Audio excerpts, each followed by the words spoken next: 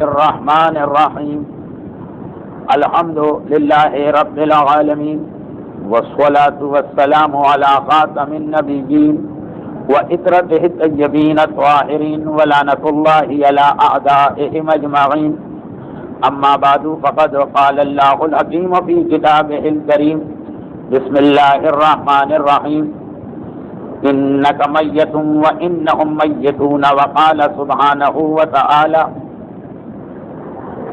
وما محمد الا رسول قد خلت من قبله الرسل افإن مات او قتل انقلبتم على اعقابكم ومن ينقلب على عقبيه لن يضر الله شيئا سيجزي الله الشاكرين۔ سیرت ختمی مرتبہ موجودہ سال کی آج آخری تقریر، مجموعی طور پر آج ہماری 215 نمبر کی تقریر ہے اور اس سال کی یہ 12ویں تقریر ہے۔ ایک گزارش یہ تقریر کے آخر میں بھی کرنا ہے، مگر شروع میں بھی کر دی جائے، بلکہ 2 گزارشات۔ تو پہلی گزارش یہ ہے کہ آج کی تقریر انشاءاللہ قرآن کریم کی انہی آیتوں کی روشنی میں اختتام کو پہنچے گی کہ اے رسول، تجھے بھی موت کا سامنا کرنا ہے اور انہیں بھی موت کا سامنا کرنا ہے۔ اے حبیب، وما جعلنا لبشر من قبلک الخلد، ہم نے تجھ سے پہلے بھی کسی بشر کے لیے ہمیشگی اور دوام قرار نہیں دیا۔ افإن مات، جب تجھے مرنا ہے، فهم الخالدون، تو یہ لوگ کیسے ہمیشہ ہمیشہ رہ سکتے ہیں۔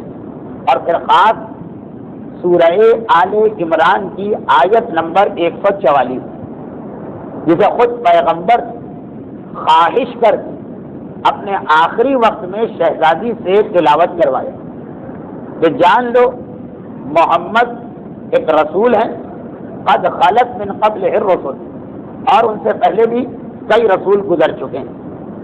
افإن مات او قتل، اگر یہ مر جائیں یا مار دیے جائیں، یہ مر جائیں یا قتل کر دیے جائیں، تو کیا تم لوگ انقلبتم علی اعقابکم، واپس پرانے راستے پہ چلے جاؤ گے؟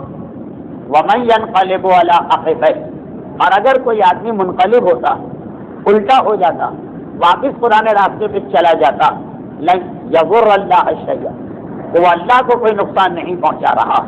سیجزی اللہ الشاکرین، ان قریب اللہ شکر کرنے والوں کو جزا دے گا۔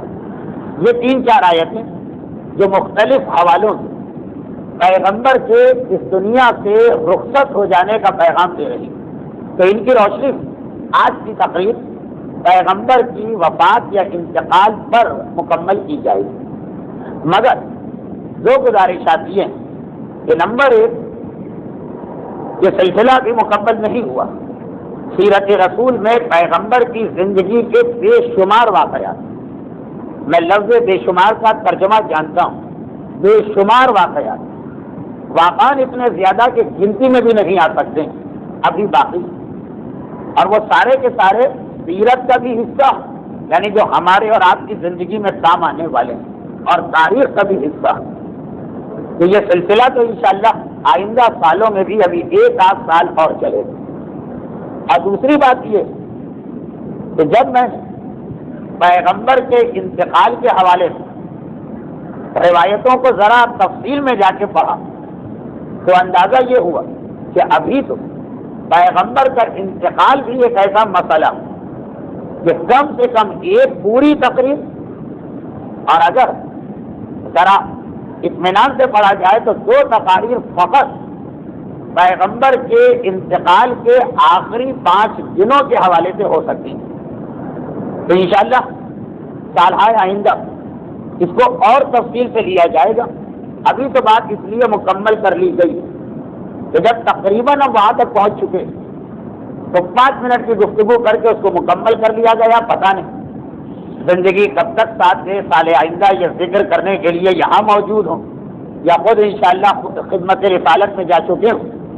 اور اسی حوالے ایک اور گزارش کہ یہ موت کا موضوع بھی مکمل نہیں ہے، مگر سیرت رسول میں تو ایک مسئلہ اور وہ یہ ہے کہ پیغمبر کے دنیا سے پردہ کر لینے کے بعد بھی پیغمبر کے واقعات کا سلسلہ چلتا رہتا۔ پہلی بات تو میں نے عرض کی نا کہ خود پیغمبر کی زندگی کے بے شمار واقعات باقی، مگر سیرت نبی میں ایک حصہ آتا ہے سیرت النبی انتقال کے بعد، جو کئی واقعات رسول کے حوالے سے ہیں۔ خاص طور پر ماہ شعبان ہے، اور ایسا وقت آ گیا ہے کہ اب ماہ شعبان کا دوسرا ہفتہ شروع ہو چکا، تو خاص طور پر ہمارے عقیدے کے اعتبار سے کہ جہاں تو پیغمبر کا دنیا میں واپس آنا اور اس کے بعد شیطان سے جنگ کرنا اور اس کے بعد اپنے بیٹوں کی حکومت کو دیکھ کر ایک زندگی گزارنا، وہ جو عقیدہ رجب کے حوالے سے سیرت رسول، خیر وہ تو خاص ہمارا عقیدہ، لیکن عامت المسلمین کے عقیدے میں بھی سیرت النبی اس دنیا سے رسول کے جانے کے بعد بھی چلتی رہتی ہے۔ بلکہ اگر کسی کو زیادہ تجسس بھی ہو تو غالباً 300 صفحے کی 2 جلدوں پہ مشتمل ایک کتاب بھی چھپی ہے، سیرت النبی بعد وصال النبی۔ جب یہ 3-4 گزارشات صرف اس لیے ہیں کہ آج یہ سلسلہ جہاں پہنچ رہا، سرسری سننے والوں کو لگے گا کہ مکمل ہو گئے، نہیں، ابھی تو یہ سلسلے کی بہت ساری شقیں باقی ہیں۔ آئیے اس ایک مختصر سی تمہید کے بعد خاص آج کی تقریر کے حوالے سے ایک اور تمہید باندھ کر ہم اپنے موضوع پہ آ جائیں کہ آج کی جو تقریر اللہ کے رسول کا اپنے حج اور غدیر کے عمل سے فارغ ہو کر مدینے آنا اور وہاں سے لے کے پیغمبر کا انتقال، آج کی تقریر یہ موضوع مدینے واپسی سے لے کے دنیا سے واپسی، یعنی آخر ذی الحج سے آخر سفر، وہ 2 مہینے کے حالات، مگر اتفاق تو نہیں تھی، مگر یہ سارے 2 مہینے ایسے جو ایسے نازک تاریخی واقعات پر مشتمل کہ جس کو نظر انداز ہی نہیں کیا جا سکتا اور جس کی تفصیل میں بھی جانا ممبر پہ مناسب نہیں۔ ایسے نازک واقعات پیش آ رہے ہیں جس کا اندازہ پیغمبر علم رسالت کے علاوہ ایک عام 63 سال کا دانشمند بوڑھا جو حالات کے سرد و گرم سے واقف، وہ بھی ایک اندازہ کر لیتا۔ ایک مخالفت شروع ہو چکی اور ایک ایسا انتظار ہو رہا ہے لوگوں کہ اللہ کے رسول دنیا سے جائیں تو ہم بھرپور طریقے سے انتقام لیں اس خاندان سے۔ ایک عام آدمی کو بھی اندازہ ہو جائے، علم رسالت کو ایک طرف رکھ دیں تو اب یہ سارے واقعات ایسے ہیں۔ ایک اس میں کشمکش ہے، پیغمبر یہ چاہتے ہیں کہ مدینہ میرے انتقال کے وقت ایک طرح سے خالی، اور منافقین یہ چاہتے ہیں کہ اس موقع پہ ہم ہر صورت میں مدینے میں رہیں۔ اب اس کے بعد بہت ساری ایسی باتیں جو ہمارے بچوں اور نوجوانوں کو پتہ چلنا چاہیے، بزرگ تو خیر جانتے ہیں لیکن تقریر میں نہیں آ سکتی۔ جیسا کہ میں نے عرض کیا کہ فی الحال اردو میں بھی ایسی کتابیں تو ہیں کہ جس میں یہ واقعات موجود ہیں۔ حالات زمانہ کچھ نہیں کہا جا سکتا کہ ایسی کتابیں بھی کب چھپا دی جائیں، مٹا دی جائیں، جلا دی جائیں، پابندی لگ جائے۔ ابھی ہے تو جنہیں شوق ہے وہ اس کی طرف رجوع کر لیں۔ صفحہ نمبر 825 جلد 2 کتاب حیات القلوب، اس کے بعد مزید واقعات وہاں موجود۔ میں صرف اشارے کروں گا اور اشاروں کو بھی خاصا ہلکا رکھوں گا۔ کچھ ایسے حالات ہمارے سامنے، جب یہ جملہ کیا بنا تھا؟ جملہ یہ بنا تھا کہ آج کی تقریر کا ایسا موضوع کہ تھوڑی آپ کو اکھڑی باتیں سننے کو ملیں گی۔ اچھا، جن کے ذہن خصوصیت کے ساتھ یہ 3 واقعات ہیں، اسامہ کا لشکر، کاغذ اور دوات والا مسئلہ اور پیش نمازی کا مسئلہ، یہ 3 بڑے بڑے مسئلے، جن میں سے 2 کی جانب تو پھر بھی میں اشارہ کر رہا ہوں، تیسری کی جانب تو میں اپنے آپ کو اس قابل بھی نہیں پا رہا کہ اشارہ کیا جائے، اور غالباً تیسرا مسئلہ اپنی نوعیت اور سنگینی کے اعتبار سے پہلے 2 سے کم نہیں۔ بس یہ ہلکے ہلکے اشارے میں نے کیے، آئیے جتنا بھی میرے لیے ممکن ربط دیتے ہوئے گفتگو کو آگے بڑھایا جائے، کیونکہ اس میں تو خیر کوئی شک نہیں کہ اللہ کے رسول اپنی زندگی کے آخری 2 مہینوں جتنی فکر یہ تھی کہ لوگوں کا عقیدہ نہ بگڑنے پائے اور لوگ اہل بیت کو کسی طریقے سے چھوڑیں، اتنی ہی فکر یہ بھی تھی کہ اہل بیت کے ماننے والوں کے عمل نہ بگڑنے پائے۔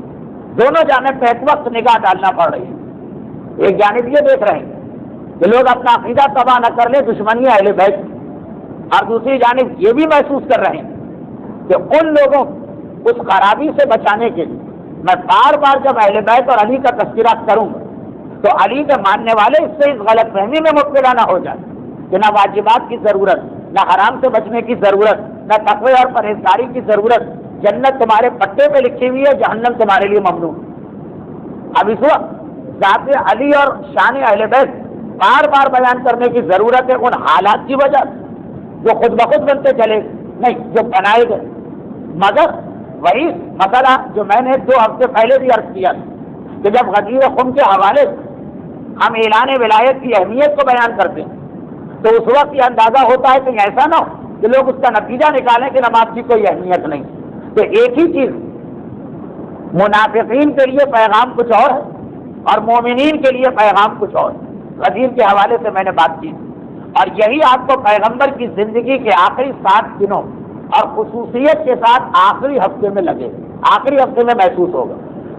پیغمبر کا انتقال پیر 28 صفر کو ہوا، مگر اس پیر سے پہلے جو بدھ گزرا وہاں سے تاریخ باقاعدہ اس طرح سے شروع ہوتی جیسے ڈائری لکھی جاتی، یعنی پیغمبر کی زندگی کا آخری بدھ 23 صفر، وہاں کے واقعات جمعرات 24 صفر، جمعہ 25 صفر، ہفتہ 26 صفر، اتوار 27 صفر، پیر 28 صفر اور منگل 29 صفر۔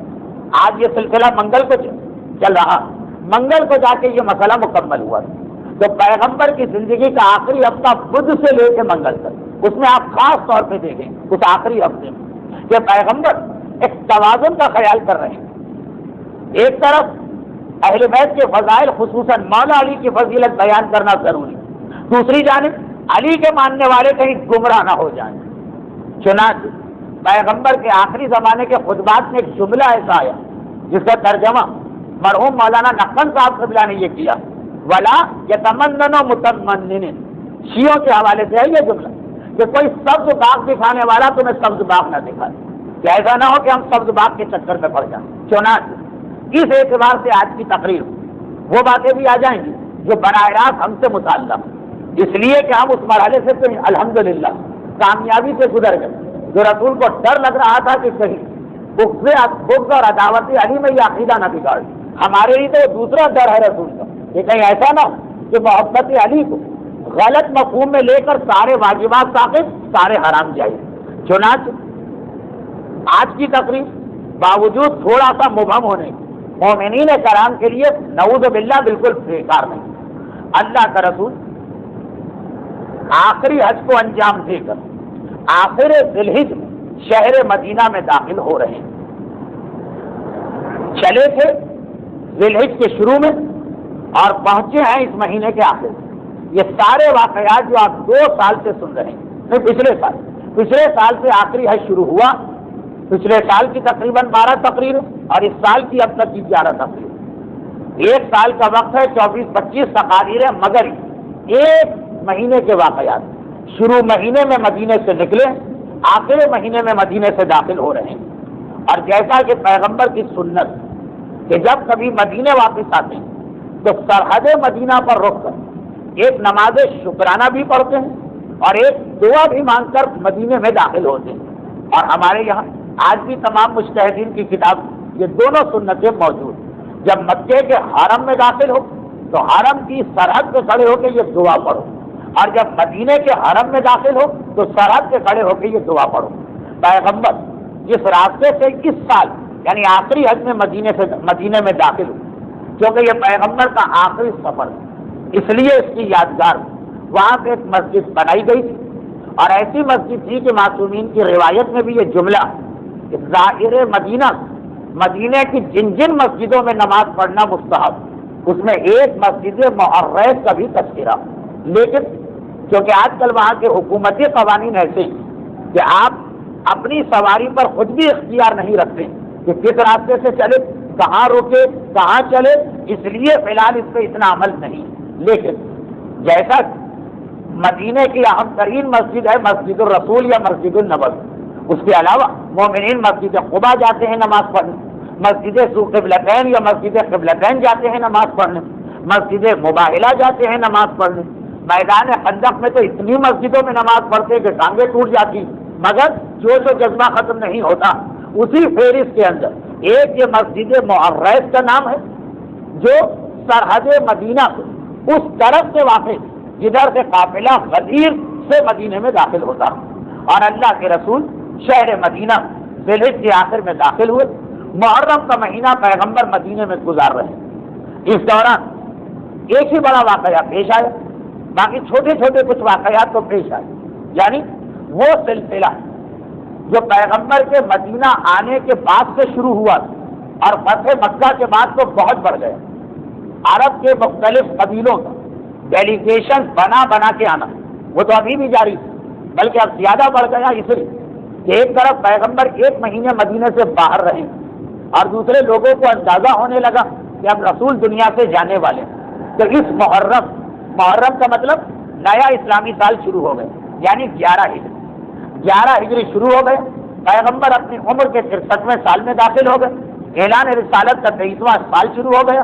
11 ہجری کا سن جو رسول کی زندگی کے آخری 2 مہینوں کا سن شروع ہو گئے، ڈیلیگیشنز آ رہی، وفود آ رہے، مگر پیغمبر کی جانب سے بڑا قدم ایک ہی اٹھایا گیا، اور وہ یہ تھا کہ جیش اسامہ یا اسامہ کے لشکر کی تیاری۔ اسامہ اگرچہ ایک نیا نام رہا تاریخ اسلام پڑھنے والے ان لوگوں کے لیے جن کا تعلق ہندوستان اور پاکستان سے، مگر اب یہ نام اتنا نیا بھی نہیں رہا۔ اسامہ کا لشکر تھوڑا سا پچھلی تقریر کا آخری حصہ یاد دلا دیں۔ حذیفۃ الیمانی جو پیغمبر کے رازدار کہلائے، خاص اس وجہ سے کہ جس گھاٹی میں پیغمبر کو شہید کرنے کا منصوبہ بنایا گیا وہاں رسول نے ان کو اپنے ساتھ لیا، اگرچہ عمار کو بھی لیا تھا لیکن عمار کو ذرا فاصلے پہ رکھا تھا، ان کو لیا بھی تھا اپنے ساتھ اور ایک ایک چہرہ دکھوایا بھی تھا۔ چنانچہ کئی سالوں کے بعد ایک نوجوان ہمارے حذیفۃ الیمانی کے پاس آیا اور ان سے کہا تھا کہ آپ آخری واقعات کے گواہ، تو آپ مجھے یہ تاریخ بتائیے کہ آخری زمانے میں کیا ہوا ہے۔ اسی کی وہ روایت چل رہی تھی جس میں صفحہ 825 کا حوالہ دیا کہ حذیفہ نے پورا واقعہ سنایا کہ جب ہم لوگ مدینے پہنچ گئے تو مدینے پہنچتے ہی کچھ افراد غدیر کی بیعت کو توڑ کر ایک نئی تحریر لکھی، وہ پچھلی تقریر میں آ گئے، اور اس کے بعد ایک خاتون جس کے حوالے سے مجھے یاد ہے میں نے پچھلی تقریر میں کہا کہ دیکھیے عورت کا رول اور کردار اسلام کی تاریخ میں کتنا اہم، ایک خاتون یہ ساری بات ایک طرف حذیفۃ الیمانی کو بتا دی اور دوسری جانب پیغمبر کو۔ حذیفۃ الیمانی کو اس لیے بتائی گئی کہ جب وہ آخری واقعہ پیش آئے تو پھر یہ مشہور ہو گئے کہ کم از کم اس مسئلے میں اللہ کا رسول حذیفۃ الیمانی سے کوئی بات چھپا کے نہیں رکھتا، کم از کم اس مسئلے میں وہ ساری تفصیل آ گئی۔ اب وہ روایت کا آخری ٹکڑا بتا دیں کہ یہ نوجوان حذیفۃ الیمانی سے پوچھتا پھر کیا ہوا، حذیفہ نے وہ تفصیل بتائی جو ممبر پہ نہیں آ سکتی، کہا کہ اللہ کے رسول یکے بعد دیگرے ان سارے لوگوں کو ایک بلایا جن جن کے دستخط، اور سب سے ایک لفظ ہے اردو میں تجاہل عارفانہ، آدمی کوئی چیز جانتا ہو مگر اس طرح پوچھے کہ جیسے نہیں جانتا۔ پیغمبر نے ایک ایک کر کے ان سے پوچھا کہ بھائی کل کیا ہوا، ہر ایک نے آئیں بائیں شائیں کوئی جواب دیا۔ پیغمبر ایک ایک اشارہ کرتے رہے، یہاں تک اب میں اگلے جملے کہنے کے قابل اپنے آپ کو نہیں پا رہا، یہاں تک کہ پیغمبر ان لوگوں کے علاوہ جن کے دستخط اس معاہدے پر تھے بعض خواتین کو بھی بلائے، اور ایک ایک کر کے اور خواتین کو بھی، بعض خواتین سب نے ایک ایک کر کے ان سے بھی یہ باتیں پوچھی، یہ حذیفہ کی روایت میں چل رہا۔ اور پھر ایک خاتون سے تو یہاں تک کہا کہ دیکھو میں تمہیں ابھی سے بتا دے رہا ہوں کہ فلاں جگہ جب جاؤ گی تو وہاں کے کتے بھونکیں گے، وہ ساری چیز اب اس سے زیادہ میں نہیں کہنا چاہتا. تو خواتین میں سے بات ہوئی, مردوں میں سے تو ہر ایک سے بات ہوئی جس نے اس پہ دستخط کیے. خواتین نے اس پہ دستخط نہیں کیے, مگر اللہ کا رسول برابر سے ان کو اس میں شریک سمجھ رہا. تو نتیجہ یہ نکلا کہ آخر میں اس نوجوان حذیفہ الیمانی سے کہا کہ اچھا اتنی بڑی سازش پیغمبر کے ہوتے ہوئے پیغمبر کے خلاف ہو گئی, اور میں آج تک اس بات سے بے خبر تھا کہ اللہ کے رسول مولا علی کو اتنا بڑا رتبہ دیتے, چنانچہ میں چاہ رہا ہوں. اور اس وقت بے چین ہو کر حذیفہ کے پاس سے نکلا مولا کی تلاش میں, اور اس دن مولا کے پاس پہنچا جس دن مولا صفین کی لڑائی کے لیے کوفے سے نکل رہے تھے. جاتے ہی لشکر امام میں یہ نوجوان شامل ہوا جس کی روایت یہ معاہدے کا تذکرہ ہے, آخری واقعے کا تذکرہ ہے, پیغمبر کی شہادت کا منصوبہ جس نے حذیفہ الیمانی سے ہم تک روایت پہنچائی. اور اس عقیدت کے ساتھ مولا کے لشکر میں شامل ہوا کہ مولا اسی آدمی کو اپنا نمائندہ بنا دیا, ابھی ابھی آیا نیا تازہ, اور مولا نے اسی کو اپنا نمائندہ بنا لیا کہ جاؤ جنگ سے پہلے یہ طریقہ رسول کا بھی رہا اور امام کا بھی رہا, کربلا میں حسین کا بھی رہا, پہلے مصالحت و مذاکرات کی بات, ہم جنگ چھیڑنا نہیں چاہتے. تو جس آدمی کو مولا نے بھیجا اس کو بھیجا, نیا تھا مگر اتنے خلوص اور جذبے کے ساتھ آیا کہ سالوں سے مولا کے ساتھ بیٹھنے والوں کو پیچھے چھوڑ دیا. لیکن مذاکرات تو ناکام ہو نہیں, فریق ثانی تو طے کر کے بیٹھا جنگ کرنا. تو سب سے پہلے صفین کی لڑائی میں جو آدمی شہید ہوا, یہ تاریخ کا جملہ ہے, وہی حیات القلوب میں تفسیر, وہ یہی نوجوان بالکل نیا مسلمان. لیکن یہ مسلمان تو پرانا, بالکل نیا مومن. یہ ساری بات بیان کرنے کا مقصد یہ کہ حذیفہ الیمانی کی اس روایت اتنی تفصیلات اور اس انداز سے پیغمبر کی خواہش بتائی گئی ہے علی کے حوالے سے کہ اتنی تبدیلی اس نوجوان میں آ گئی کہ آتے ہی سب سے سبقت لے گیا. چنانچہ ممبر سے بیان نہ ہو سکے, ہماری بزرگ خواتین بھی اب یہ باتیں اگر بھول گئی, کیونکہ پہلے تو یہ تھا کہ عورتیں یہ باتیں پڑھتی تھی اور اپنے بچوں کو سکھاتی تھی, تو وہ سلسلہ ہی نہیں رہتا کہ کوئی مخالف اس پہ پابندی لگائے, کوئی دشمن اسے چھپائے. اب تو وہ سلسلہ نہ رہا, عورتوں کو بھی یہ چیزیں یاد نہیں رہی. ہندوستانی فلموں کی اسٹوری سن لیجیے, وہ بتا دے گی, لیکن خیر وہ ایک الگ ٹاپک, اگرچہ اتنا غیر متعلق نہیں ہے, مگر چونکہ آج اس سلسلے کی آخری خبر ہے. تو خلاصہ یہ کہ اتنا جوش ہے اس روایت, اتنا اس روایت کے اندر جذبہ کہ صحیح طور پہ آدمی اسے پڑھے اور سمجھے, تو اسی انداز کی طرح سے اس کا دل چاہتا ہے کہ نام علی پہ جا کے اپنے آپ کو قربان کرو. اب جب یہ سارے حالات بن رہے تھے جو حذیفہ الیمانی نے اس نوجوان کو بتایا, تو پیغمبر ایک اعلان کیا, اور اس اعلان کا مقصد ہر ایک کو معلوم ہے, اس لیے میں مقصد نہیں بتا رہا. اعلان یہ کیا کہ آج سے 4 سال پہلے ایک اسلامی لشکر رومیوں کے ہاتھوں بہرحال شکست اٹھا کے آیا, جس کا نام ہے جنگ موتا. آج بھی یہ موتا اردن میں واقع, اور کتنے ہی ایسے بدقسمت لوگ جن کو اردن جانا پڑتا ہے عراق کے اندر جانے کی خاطر, اور انہیں نہیں پتا کہ چند میل کے فاصلے پر اتنا اہم میدان موتا واقع ہے کہ جہاں جناب جعفر طیار کا روضہ ہے. اگرچہ 4 سال پہلے جب جنگ موتا کے حالات میں یہ باتیں آ گئی, لیکن کتنے لوگوں کو میرے وہ جملے یاد ہوں. تو جنگ موتا 4 سال پہلے کی لڑائی, یعنی 7 ہجری کی لڑائی, 8 ہجری 3 سال پہلے کا واقعہ. جماعت الاولیٰ سن 8 ہجری میں وہ واقعات پیش آئے. 3 بڑے سردار جعفر طیار, زید بن حارثہ اور عبداللہ ابن رواحہ یکے بعد دیگرے عالم اسلامی کو بچاتے ہوئے اس وقت شہید ہوئے. 3 سال گزر. پیغمبر محرم سن 11 ہجری غدیر سے آتے ہی جو مہینہ ہوا اس میں اعلان کیا کہ ہمیں اس کا انتقام لینا ہے اور بدلہ لینا. چنانچہ زید کے بیٹے اسامہ, جن کے بارے میں یہ طے شدہ ہے کہ وہ 20 سال کے بھی نہیں تھے, ایک روایت میں 19 کے تھے, ایک میں 18 کے تھے, ایک میں فقط 17 کے تھے. زید جو جنگ موتا میں شہید ہوئے, احتیاطاً ایک جملہ دہرا لوں کہ جنگ موتا میں شہید ہونے والے 3 سردار, ان کی ترتیب کا اختلاف بھی, تاریخ اسلام کا ایک اختلاف. تمام شیعہ روایتیں معصومین کے بتائے ہوئے واقعات کی وجہ سے متفق کہ اصلی سردار جعفر طیار تھے, وہ مارے گئے تو زید سردار بنے, وہ مارے گئے تو عبداللہ. لیکن عام تاریخوں میں آپ کو یہ ترتیب الٹی ملے گی. پہلا سردار زید کو مانا جاتا ہے عام طور, اور دوسرا جعفر طیار کو. یعنی یہ ثابت کیا جاتا کہ اللہ کے رسول نے جعفر طیار کو کسی اور کی ماتحتی میں بھیجا تھا، کیونکہ یہ تفصیلات پہلے آ چکی، تو صرف ایک جملہ اس لیے کہا کہ وہ تقریر اگر کسی نے نہیں سنی یا یاد نہیں اور وہ اسکول میں اسلامیات پڑھتا رہتا تو یہ بات اس کو بار بار بتائی جاتی رہے کہ ترتیب ہماری روایتوں میں مختلف، جعفر طیار پہلے سردار اور اصلی سردار، لیکن پیغمبر ان کے بیٹے عبداللہ کو نئے لشکر کا قائد نہیں بنایا۔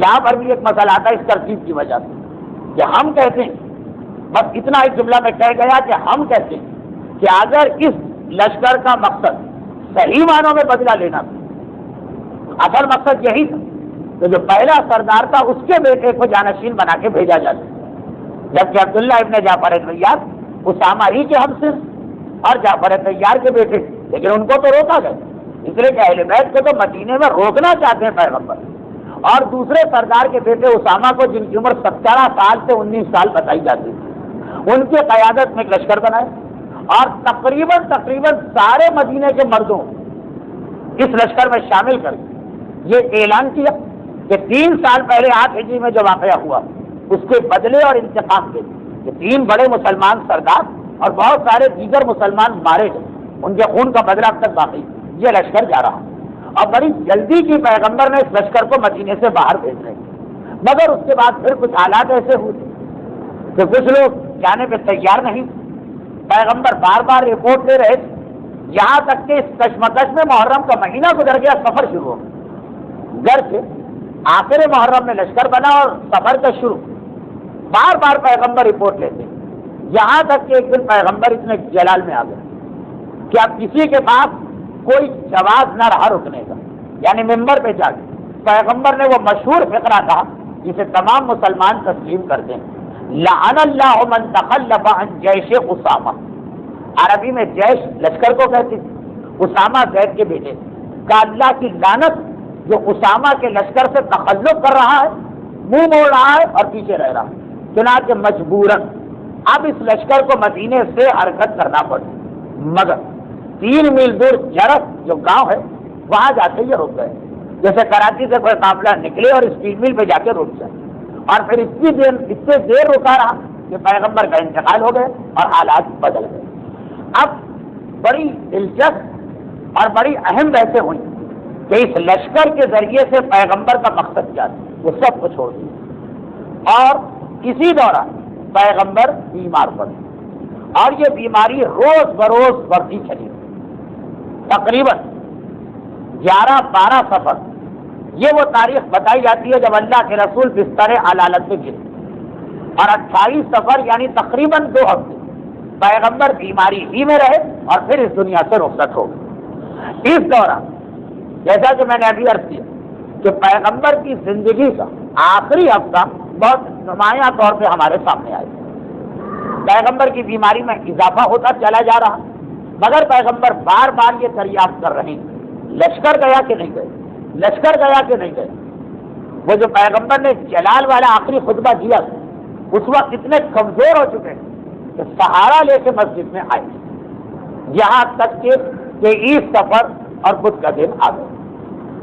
اب اللہ کے رسول کے حوالے سے میں یہ عرض کر دوں کہ یہاں پر 2 بہت ہی اہم تاریخی واقعات ہیں جنہیں نظر انداز کرنا پڑ رہا، وہ یہ کہ جب پیغمبر اتنے بیمار ہو گئے تو مسجد نبوی کی نماز جماعت بہت بڑا مسئلہ، بہت اس میں پیچیدہ روایتیں آ گئیں کہ وہاں کی نماز کیا ہوتا رہا، لیکن اتنا حساس موضوع کہ باقی باتیں تو میں اشارتاً کہہ گیا، یہ میں اشارتاً بھی نہیں کہہ رہا ہوں، تو ایک تو یہ مسئلہ تھا، دوسرا مسئلہ یہ تھا، یہ بھی اتنا ہی حساس ہے لیکن یہ اشارتاً کہا جا سکتا، وہ یہ کہ پیغمبر کی زندگی کے آخری دن اور رات کہاں گزر رہے۔ عالم اسلام میں آج تک یہ اختلاف ہے کہ اللہ کے رسول نے جب انتقال کیا تو کس گھر میں تھے اور کس سینے پر پیغمبر نے اپنا سر رکھا ہوا تھا، اور اتنی اس کے اندر روایتیں پیچیدہ بنائی گئی کہ باقاعدہ یہ تاریخی مسئلہ ایک اتنا خطرناک موضوع بنا دیا گیا کہ قتل و غارت گری بھی اس حوالے سے ہو جاتی ہے۔ چنانچہ میں صرف وہ روایتیں پڑھتے ہوئے جو ائمہ نے ہم کو بتائی دوسری طرف اشارہ بھی نہیں کروں گا، اتنا جملہ میرا کافی کہ بہرحال یہ اب تک اختلاف ہے۔ آپ کہیں گے کہ بھائی یہ بھی تو ایک اختلاف ہے کہ پیغمبر کا انتقال کب ہوا، وہ اتنا بڑا اختلاف نہیں، وہ اتنا مہم اختلاف نہیں، مگر پیغمبر کی بیماری میں مسجد کس کے ہاتھ میں رہی اور پیغمبر آخری دنوں میں کس گھر میں، یہ ایک مسئلہ ہے۔ جہاں تک تاریخ کا تعلق ہے تو اتنا عرض کر دوں کہ ہمارے یہاں 28 صفر 99% علماء کے نزدیک مشہور تاریخ ہے، مگر محمد ابن یعقوب کلینی علیہ الرحمہ صاحب کافی وہ بہرحال 12 ربیع الاول کی تاریخ کے قائل صرف ایک عالم، لیکن ایک آدھ اور علماء مثلا نقل صاحب قبلہ 2 ربیع الاول کی تاریخ کے قائل، 99% علماء کے نزدیک 28 صفر۔ تو آئیے آخری ہفتہ دیکھیں، اس لیے کہ یہ جو آخری ہفتے کے واقعات اس میں تاریخ کسی نے نہیں لکھی، صرف یہ لکھا ہے کہ پیر کو انتقال ہوا تو اس سے پہلے والے بدھ کو کیا ہوا۔ اب اگر 28 صفر مانے تو یہ سلسلہ 23 صفر سے شروع، 12 ربیع الاول مانے تو یہ سلسلہ کوئی 7-8 ربیع الاول سے شروع ہوگا۔ یہ ایک چھوٹا سا اختلافی مسئلہ بتا کر اصل موضوع پیغمبر بار بار ایک ہی فکر کر رہے ہیں، اور وہ مسئلہ ہے جیش اسامہ۔ اگرچہ اس دوران یمن کے جھوٹے نبی کا مسئلہ بھی چل رہا تھا، مگر پچھلے سال جھوٹے دعوے داران نبوت کی تقریر میں وہ تفصیل آ چکی، اور یہی ہوا کہ جس دن پیغمبر کا انتقال ہوا اس دن اس جھوٹے نبی کے مرنے کی خبر بھی آ گئی، وہ ایک الگ واقعہ۔ 23 صفر کو اللہ کے رسول ایک بار ایک ایسا عمل کیا کہ جس عمل پہ تو ساری تاریخیں متفق ہیں، مگر کس کے ساتھ رسول نے یہ عمل کیا، یعنی کس کو لے کے گئے، اس میں پھر وہی اختلاف، معصومین کچھ اور بتا رہے، ہمارے لیے وہی حجت، عام کتابوں میں کچھ اور۔ لیکن آخری ہفتے پیر کے دن شہادت ہوئی یا وفات ہوئی یا وصال ہوا یا انتقال ہوا، اور اس سے پہلے والا خود اللہ کے رسول نے معصومین کے فرمان کے مطابق مولا کو بلایا اور کہا کہ اے علی، میرا دل چاہتا ہے اور مجھے حکم خدا ہوا کہ یہ دنیا چھوڑنے سے پہلے ایک مرتبہ میں جنت البقیع میں جا کے، جو اس زمانے میں جنت البقیع نہیں کہلاتی، خالی بقیع کہلاتی، بقیع کے قبرستان میں جا کر اپنے ان ساتھیوں کو بھی سلام کر، جتنے اس وقت زندہ تھے ان کو تو پیغمبر الوداعی سلام کر ہی رہے ہیں حجۃ الوداع، تو حجۃ الوداع سے پھر قافلے الگ الگ ہو رہے تھے، یمن والا جا رہا ہے، شام والا جا رہا، اب یہ باقی بچے، چنانچہ اے علی مجھے سہارا دے کے لے چلو۔ آج بھی روضہ رسول سے جنت البقیع کا قافلہ کم نہیں، ایسے بیمار آدمی کے جو اپنے بستر سے ممبر تک نہیں جا سکتا، پیغمبر کے بستر اور ممبر میں کتنا فاصلہ، اتنا فاصلہ ہے کہ جیسے ممبر یہاں پر ہو اور جہاں دروازہ ہے یہاں پر بستر ہو، اتنا فاصلہ بھی اللہ کا رسول بغیر 2 آدمیوں کے سہارے کے نہیں طے کرتا، تو بقیع تو بہت دور، آج بھی قریب نہیں، جبکہ ساری فیس کی رکاوٹیں ہٹا دی گئی۔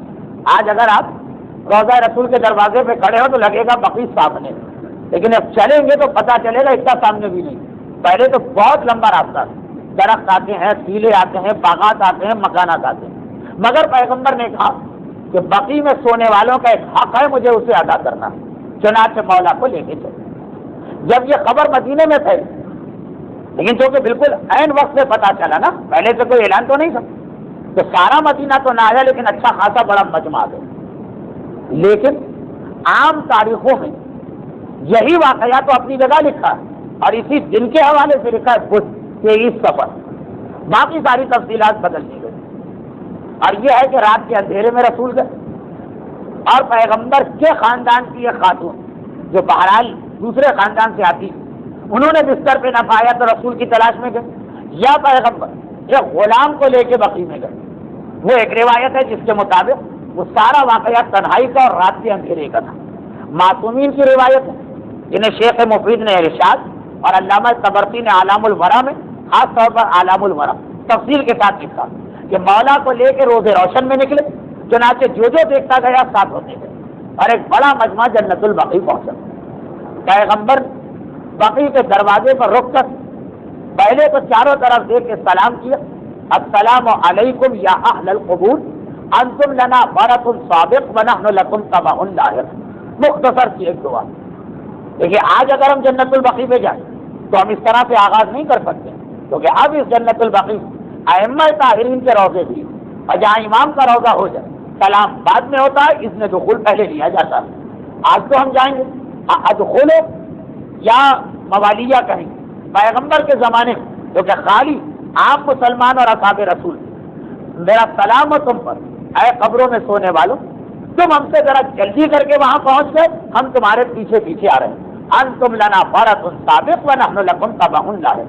پھر پیغمبر مولا علی کا سہارا لے کر باقاعدہ قبرستان میں داخل ہوئے، اور خاص طور پر وہاں ٹھہرے جہاں پہ اس زمانے کے اعتبار سے دو بہت اہم قبریں ہیں۔ ایک اپنے بیٹے ابراہیم کی قبر، مگر آپ کو یاد ہو کہ جب پیغمبر نے ابراہیم کو دفن کیا تھا، یہ واقعہ آ چکا، تو اس وقت یہ کہہ کے دفن کیا تھا کہ بیٹا میں پورے قبرستان میں سے یہاں پہ تو میں اس لیے دفن کر رہا ہوں کہ میرا ایک عظیم صحابی یہاں دفن، اس کے قریب رہو، بڑے لوگوں کی قربت بھی مردے کو فائدہ پہنچاتی ہے، یہ جملہ رسول ہی کا تھا۔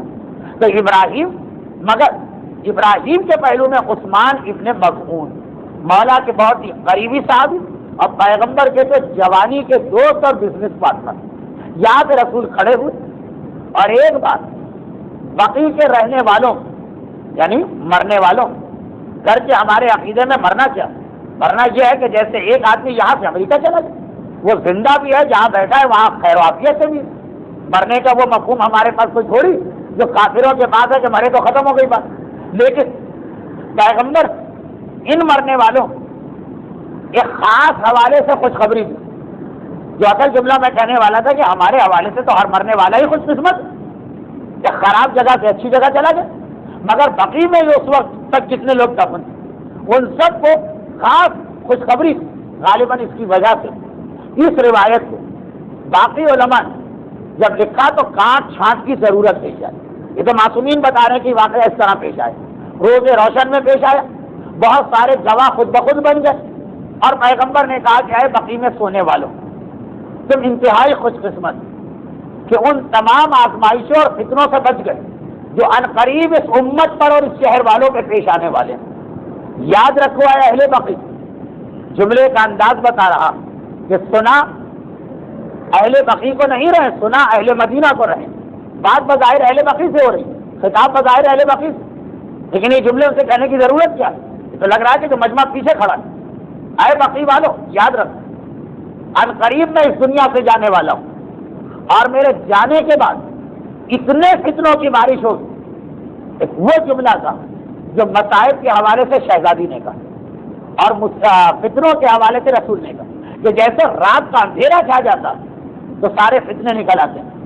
عموماً دنیا کی تاریخ میں ہے کہ رات کے اندھیرے ہی میں سارے فتنے و فساد ہوتے ہیں۔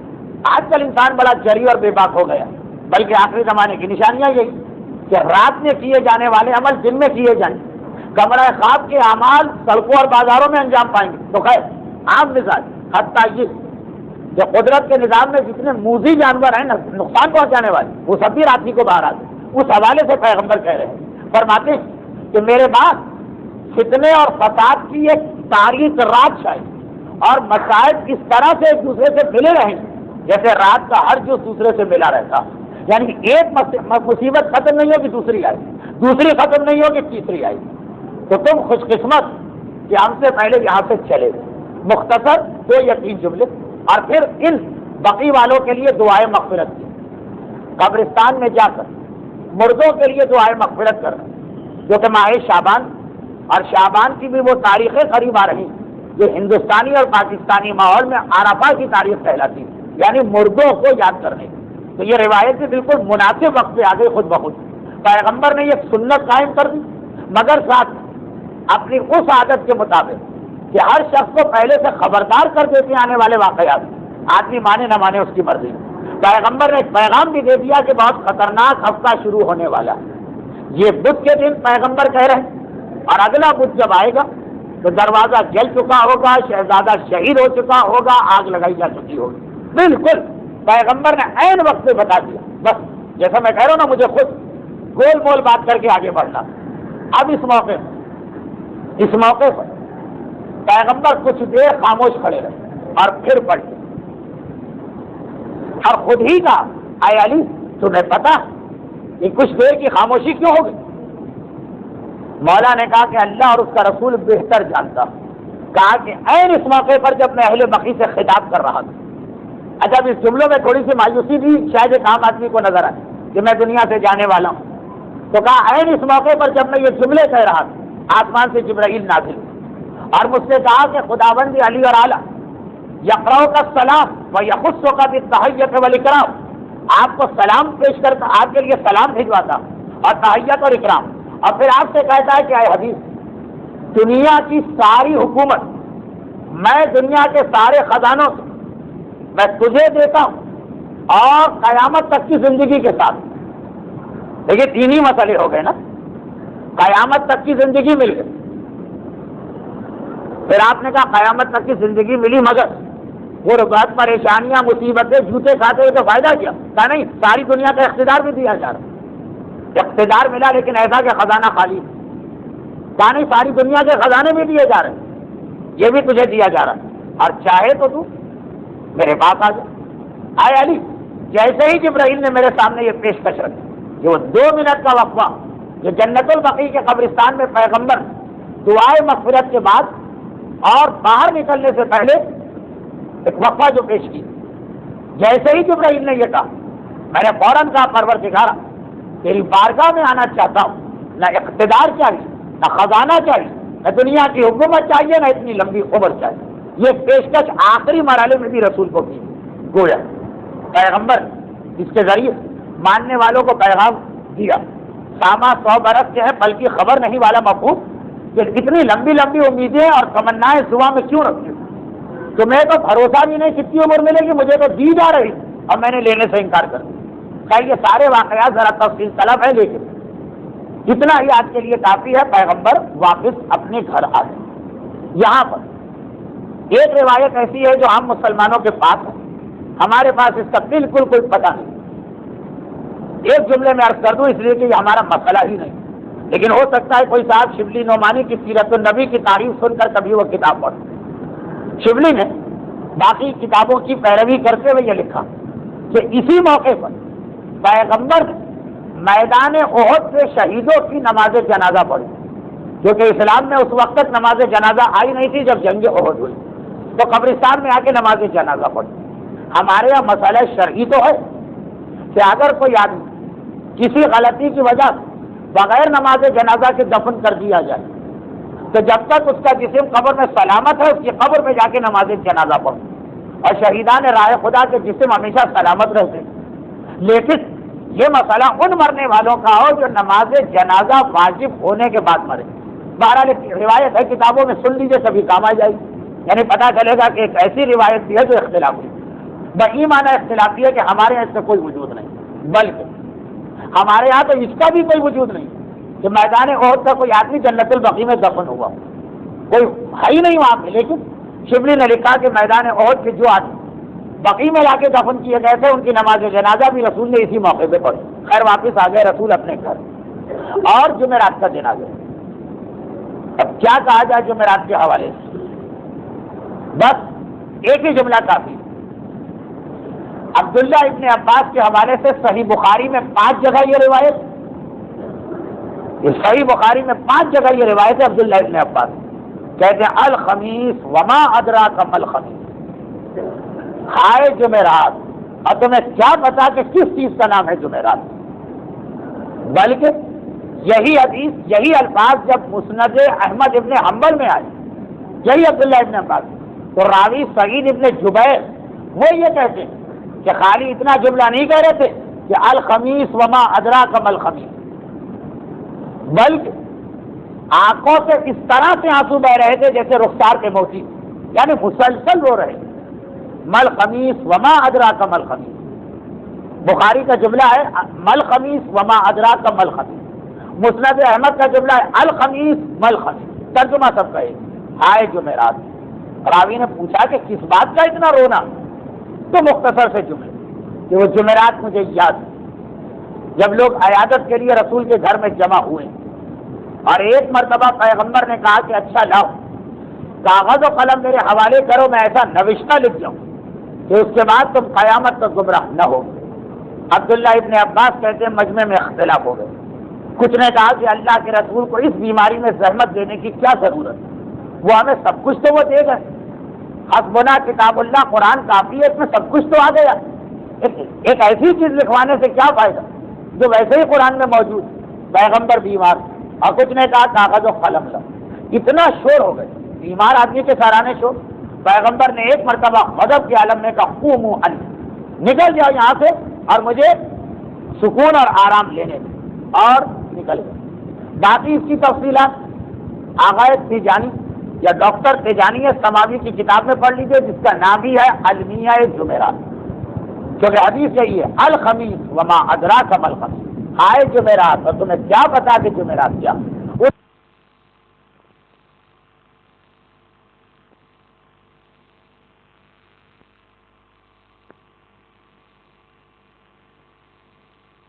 پردی کیا گیا اور اس کے جاننے والوں طلحہ اور زبیر جیسی شخصیتیں بھی شامل. خیر اس کے بعد اس سے زیادہ جمعرات کے حوالے سے میں کچھ نہیں کہہ سکتا.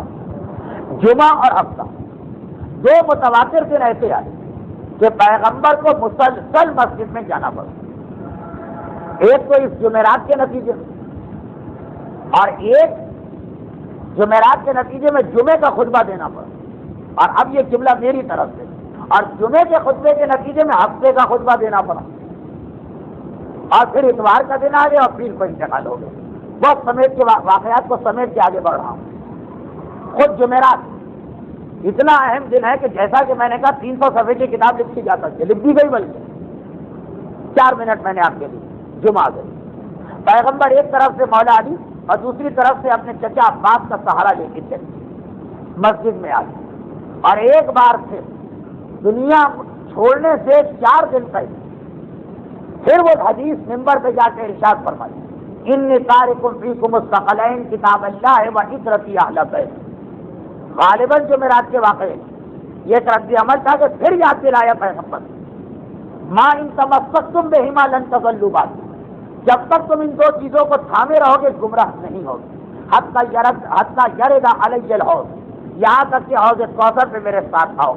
مگر یہ فرمان جو حدیث ثقلین کے حوالے سے رسول غدیر خم میں بھی دہرایا، حجۃ الوداع میں بھی دہرایا، اس سے پہلے آج ایک فرق پڑ گیا. آج یعنی جمعے کا دن، جمعے کا مطلب یہ ہوا 25 صفر اپنے انتقال سے 3 دن پہلے. وہی کہ اس کے فوراً بعد پیغمبر وہ ٹکڑا شامل کیا جو صحیح بخاری میں بھی ہے اور ہماری تو ہر کتاب میں، جو کہ جو ٹکڑا حدیث حوض کہلاتا، حدیث ثقلین اور حدیث حوض کو ملا دیا پیغمبر جمعے کی. اور اسی لیے میں نے اس دوسرے ٹکڑے کی وجہ سے کہا کہ یہ خطبہ شاید جمعرات کے واقعے کا ایک رد عمل. کیوں؟ پھر جب پیغمبر نے یہ حدیث مکمل کہ حوض کوثر تک پہنچنے تک، اس کے بعد وہ حدیث اب میں پڑھ رہا ہوں جو صحیح بخاری میں، میں تفصیل میں نہیں جا رہا، صرف جملے کا. یہ بھی یاد رکھو کہ میدان قیامت کے بعد جب میں حوض کوثر پہ پہنچوں گا تو میرے کچھ صحابی ایسے لائے جائیں کہ میں یہ چاہوں گا کہ انہیں حوض کوثر سے سیراب کروں. پروردگار کہے گا کہ اے حبیب خبردار انہیں حوض کوثر سے نہ پلانا. اور میں کہوں گا یہ تو میرے صحابی، کا تمہیں نہیں پتا انہوں نے تمہارے بعد کیا کچھ کیا. چنانچہ انہیں وہاں سے واپس جہنم میں بھیجا جائے. بہت میں نے مختصر کیا اس بخاری کی حدیث کو، اس لیے کہ بخاری کی حدیث امام بخاری پڑھے تو لوگ سن لیں گے، لیکن ہم میں سے کوئی پڑھے تو اس پہ بھی اعتراض ہو جائے. حدیث ثقلین کے ساتھ اس ٹکڑے کو پیغمبر نے پڑھا دیا. چنانچہ پھر حوالہ دوں کہ علامہ مجلسی نے تو حیات القلوب میں پورا خطبہ لکھ دیا، مگر صحیح بخاری میں فقط اس کا دوسرا حصہ ہے. اور وہی حصہ کتنا اہم، یہاں تک کہ ہفتے کا دن آ گیا. اللہ کا رسول اتنے جملے کہہ کر کمزوری کی وجہ سے کانپنے لگے، بولنا مشکل ہو گیا، واپس گھر آ گئے. نمازیں جاری ہوں مگر کیا ہو رہا ہوگا وہ آپ اندازہ کر سکتے ہیں. مولا تو رسول کے ساتھ مسلسل. چنانچہ ہفتے کا دن آئے، رسول نے کہا کہ آیا آج پھر مجھے مسجد لے جاؤ، میں اپنے ماننے والوں سے خطاب کرنا چاہتا ہوں، مگر آج سارے مدینے میں پہلے سے اعلان کر دوں. یہ باقاعدہ تاریخ کے جملے ہیں جو اب میں پڑھ رہا ہوں. پورے مدینے میں اعلان ہو گیا کہ اللہ کا رسول خطبہ دینا چاہتا ہے ہفتے کا دن. لوگوں کو تو نہیں پتا نا، لیکن بعد میں ہمیں پتا چلا کہ پیر کے دن پیغمبر کا انتقال ہوا. تو یہ انتقال سے 2 دن پہلے کا خطبہ. اچھا ایک جملہ میں نے مجلس کے شروع میں کہا اسے آخر میں پھر دوہراؤں گا. ابھی ایک خالی ہلکا سا حوالہ. پیغمبر کے اتنے بڑے بڑے خطبات، جیسا تبوک کی لڑائی میں تھا، حجۃ الوداع میں تھا، آخری زمانے کے حالات کے خطبے تھے یا غدیر خم کا، وہ تو غدیر کا خطبہ آخری، مگر چھوٹے چھوٹے خطبے بیمار آدمی کی کمزوری کے حساب سے وہ آخری دنوں میں پیغمبر نے 6-7 کی. میرا دل بھی چاہتا تھا کہ میں سب خطبے پڑھوں، اس لیے کہ جب اتنے بڑے بڑے خطبے پڑھ لیے یہ تو چھوٹے چھوٹے خطبے ہیں. لیکن کیونکہ آج اس تقریر کو انتقال کے واقعے تک پہنچانا، انشاءاللہ سال آئندہ بھی یہ سلسلہ اگر جاری رہا، زندگی رہی توفیق رہی، تو یہ واقعات ذرا تفصیل کے ساتھ آئے. خیر وہ سارے چھوٹے خطبات چھوڑ دیے. ایک جمعے کا خطبہ آپ نے سن لیا جو حدیث ثقلین جمع حدیث حوض کا نام، اور ایک ہفتے کا خطبہ سن. ہفتے کا خطبہ ویسا ہی مجھے لگ رہا کہ پیغمبر نے یہ دیکھا کہ منافقین کو جو میں نے پیغام دیا اس سے مومنین دھوکہ نہ کھا لیں، اور یہ کہیں کہ چونکہ ہم نے اہل بیت کو پکڑا ہوا ہے، یعنی تمسک دے ان سے ہم نے تمسک کیا تو ہم تو سیدھے سیدھے حوض کوثر پہ پہنچیں گے. جمعے کے جو حدیث پیغمبر نے دی کہ اگر ان دو سے تمسک اختیار کر لیا کبھی گمراہ نہ ہوں، اور یہاں تک کہ حوض کوثر پہ میرے پاس آؤ. تو شیعہ یہ نہ سمجھ لے کہ مجھے تو ڈائریکٹ حوض کوثر پہ جانا. ہفتے کا خطبہ سنی. ہفتے کے دن اللہ کے رسول پہلے اعلان کروائے. جب پورے مدینے میں اعلان ہو گئے تو اس کا نتیجہ کیا نکلا؟ یہ تاریخ کے فقرے ہیں. میں اسے تاریخ کیوں کہوں؟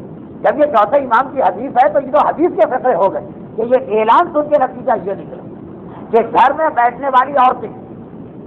اچھا اگلا فقرہ امام کا یہاں تک کہ کنواری لڑکیاں، یہاں تک کہ چھوٹی چھوٹی سمجھدار بچیاں، وہ سب تک مسجد میں آ گئی. اعلان ہوا اتنے دنوں بعد پیغمبر کے خطبے، اور ادھر حالات سے بار بار پتا تو چل رہا کہ پیغمبر روز بروز کمزور ہوتے جا رہے ہیں. یا تو کئی دن پیغمبر حجرے میں یا بدھ کو باہر آئے، پھر جمعرات کو سارے مجمع نے رسول کو دیکھا، پھر جمعے کو پھر پیغمبر باہر آئے. خبر تو پھیل رہی کہ ہر گزرنے والا دن رسول اور کمزور ہو رہے ہیں، ہر گزرنے والا دن رسول اور کمزور ہو رہے ہیں. تو خاص جو قابل توجہ فکر آئیے کہ کنواری لڑکیاں تک اپنے اپنے گھروں سے نکل اس وقت مسجد میں آ گئی. اور وہ کیفیت ہوئی کہ جو مجلس میں تو ہم لوگوں کو کہنا پڑتا، لیکن تاریخ میں غالباً اسی خطبے میں کہ رسول ہر ایک دو فقرے کے بعد کہتے مجمع سے کہتے ہیں ذرا آگے آ جاؤ، پیچھے والوں کو جگہ نہیں مل رہی، ذرا آگے آ جاؤ، پیچھے والوں کو جگہ نہیں مل رہی. جس کو جس لمحے خبر ملتی ہے وہ اپنا سارا کام چھوڑ کے دوڑا ہوا تھا. مگر کون سا خطبہ سننے؟ وہ خطبہ سننے جس کا آغاز رسول نے اس طرح سے کیا. یہ سارا خطبہ بھی مجھے سنانا تھا، خیر اس کا 70% حصہ تو آ جائے گا. پیغمبر نے فرمایا ایک بات سن، ماں یتقرب بین اللہ و بین عبد. یاد رکھو اللہ کی اور کسی ایک مومن کی کوئی خاص رشتہ داری نہیں کہ ہم اگر نماز قضا کریں تو اللہ سے ہمارا کوئی رشتہ ہے، اللہ میں چپکے سے جنت میں بھیج دے، اور وہ نماز قضا کرے تو پکڑ لیا جائے. ہم اگر چوری کریں تو اللہ سے رشتہ داری، ہم اگر کسی کا حق مارے تو اللہ سے رشتہ داری، ہماری عورت اگر بے حجاب نکلے تو کچھ اللہ سے خاندانی تعلقات اور دوسرے لوگ پکڑے جائیں. فرماتے ماں یتقرب بین اللہ و بین عبد، کوئی قربت اور قرابت اور رشتہ داری اللہ کی کسی سے نہیں، الا بالعمل الصالح. اگر کوئی رشتہ اللہ اور بندے کا ہے تو ایک ہی ہے عمل صالح.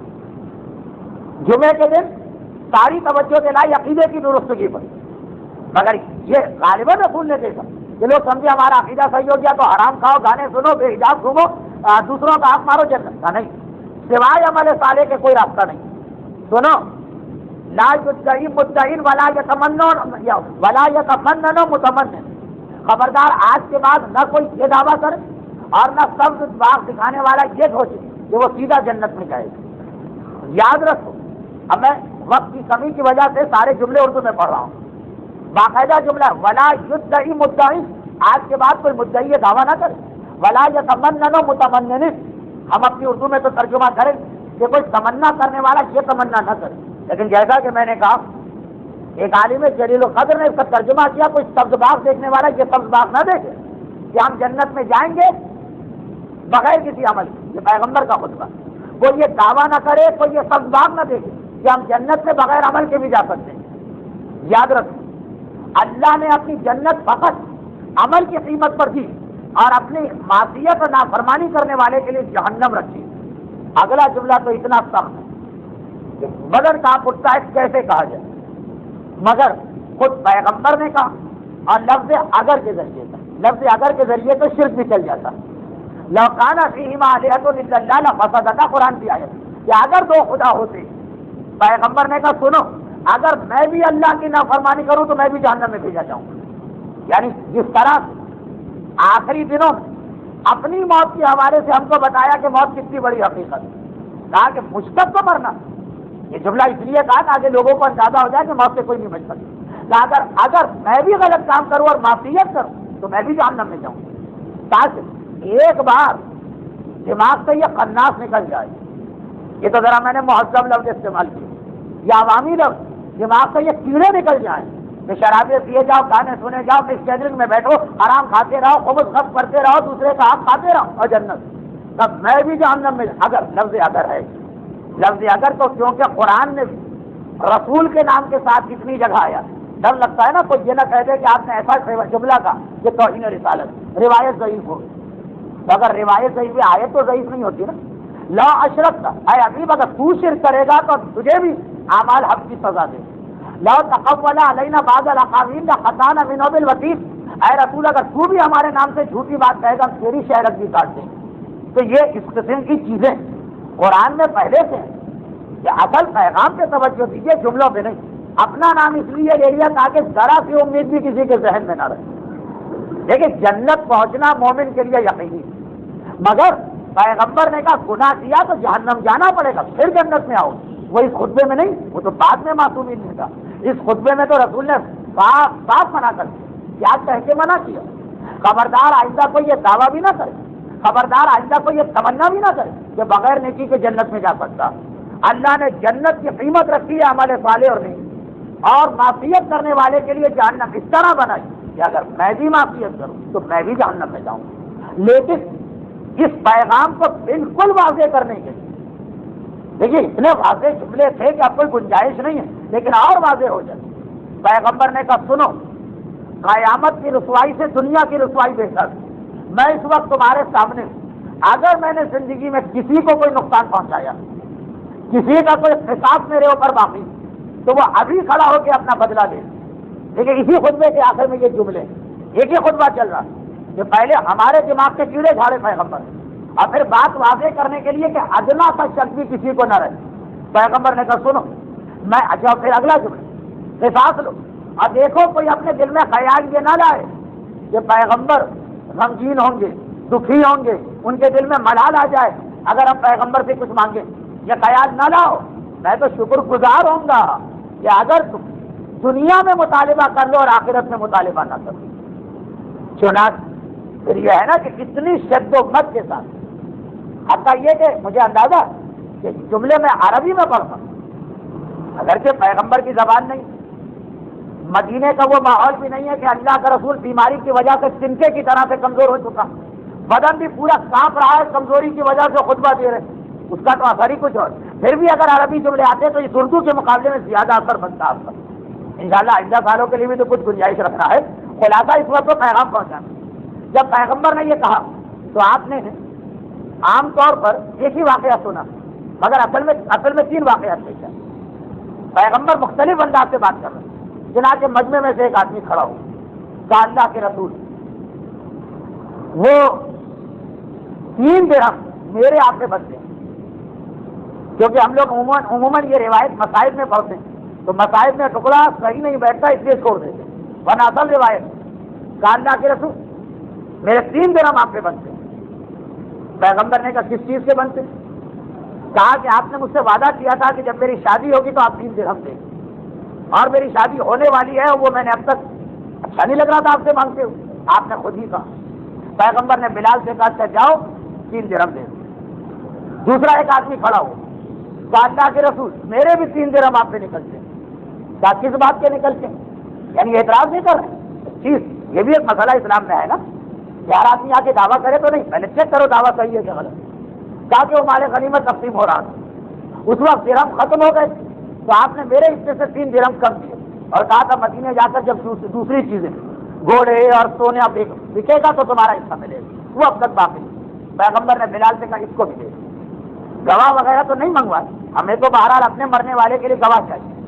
وہاں پیغمبر کو ضرورت نہیں تھی، لیکن ایک اصول سیٹ کر رہے ہیں اللہ کا رسول کہ بہرحال یہ معلوم تو کر لو واقعہ کیا، پھر وہ واقعہ پیش آئے، پھر وہ واقعہ کہ سویدہ ابن قیس یا سودا ابن قیس ذرا سا نام میں اختلاف وہ کھڑا ہو کہ اللہ کے رسول جس دن آپ طائف سے واپس آ رہے فتح مکہ کے بعد اللہ کے رسول طائف گئے، وہاں سے آ رہے تھے، سارا مدینہ استقبال کے لیے نکلا، اس وقت آپ کے ہاتھ میں ایک عصا، آپ اونٹ پر بیٹھے تھے، عصا تھا، اس سے لوگوں کو ہٹا رہے تھے، وہ عصا میرے بدن سے ٹکرا گیا، کیونکہ یہ والا ٹکڑا بہت مشہور مختصر کرتا ہوں۔ پیغمبر نے فرمایا کہ ٹھیک، یہ اگر تمہارا حق باقی ہے تو لے لو مجھ سے بدلہ۔ ایک مرتبہ حضرت عمر بڑے جوش کے عالم میں اس آدمی کو ڈانٹ، تب کیسا آدمی ہے اس بیماری میں پیغمبر کو اتنی زحمت دے رہا، کوئی بات نہیں تھی تو ختم۔ اس نے کہا کہ اے عمر، اللہ کا رسول منع کر دے، میں تو کھڑا ہی نہیں ہو رہا تھا، پیغمبر کے بار بار کہنے سے کھڑا ہو۔ پیغمبر نے پھر کہا عمر ہٹ جا، قیامت کے بدلے سے تو دنیا کا بدلہ اچھا، یہ اپنے لیے نہیں ہے صاحبان ایمان، یہ کچھ ہمیں یاد دلایا جا رہا ہے۔ کیا یہاں سے وہاں تک سب کا حق مار کے کیا سوچ کے قیامت میں جا رہے ہیں؟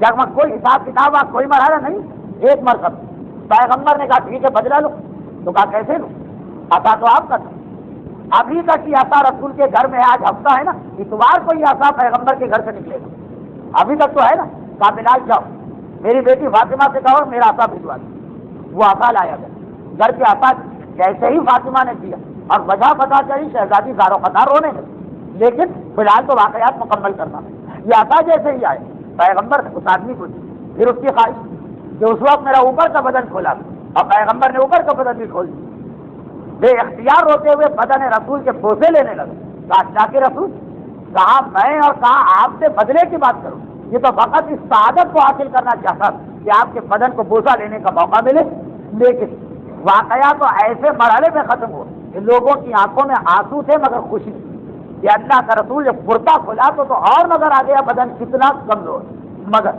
پیغمبر ہفتے کے دن قیامت اور قبر اور پل صراط کے عذاب کے حوالے سے ایسا اصول طے کر رہے ہیں کہ پہلے زبان سے بھی اتنے سخت جملے کہہ دیے کہ کسی کے دماغ میں یہ شیطانی جلا نہ رہے، اور پھر باقاعدہ اپنے آپ کو بھی پیش کر دیا کہ کچھ ہے عذاب قیامت میں حقیقت، کہ اللہ کا رسول 3 بار یہ جملہ دوہرا کہ قیامت کے بدلے سے دنیا کا بدلہ اچھا، مگر پیغمبر نے جب یہ دیکھا، دیکھیں یہ پیغمبر کی حکمت، دانشمندی، جو جملے بھی توہین رسالت، لیکن ہمارے اور آپ کے لیے ایک سیکنڈ، پیغمبر نے دیکھا کہ سارا ماحول جو ہے اب یک طرفہ ہو گیا آخری ٹکڑے کی وجہ سے۔